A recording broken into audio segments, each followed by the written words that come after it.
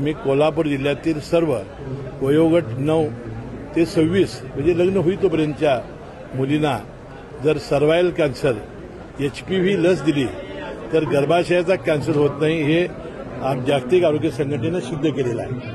ही एकच लस डोस जर दिला तर महिलांच्यामध्ये प्रतिकारशक्ती येते आणि त्यांना गर्भाशयाचा कॅन्सर होत नाही. विशेषतः गर्भाशयाच्या कॅन्सरमुळे 8 मिनिटाला एक महिला या जगातली मृत्यू पावते असं WHOनी सांगितलेलं आहे. आता दुसरा जो ब्रेस्टचा कॅन्सर आहे स्तनाचा, त्याबद्दल लस ही अंतिम टप्प्यात आहे. आपल्या देशाचे आरोग्यमंत्र्यांनी परवा जाहीर केलेला आहे. ते जर झालं तर मला वाटते स्त्रियांना होणारी 90% कॅन्सरचं प्रमाण हे स्तनाचे आणि गर्भाशय पिशवीचा होतोय ते पूर्णपणानं हे होईल. या महिलांना, या माझ्या मुलींना, माझ्या बहिणींना हे कवचकुंड देण्याचा प्रयत्न आम्ही या निमित्ताने केलेला आहे.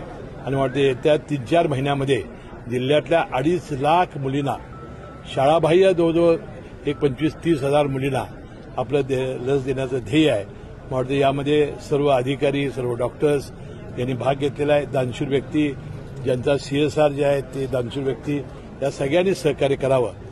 विशेषतः जिल्हा मध्यवर्ती बँकेच्या नफ्यातून, गोकुळच्या नफ्यातून सुद्धा त्यांनी आम्हाला सहकार्य करावं, असंही विनंती मी त्यांना करणार आहे.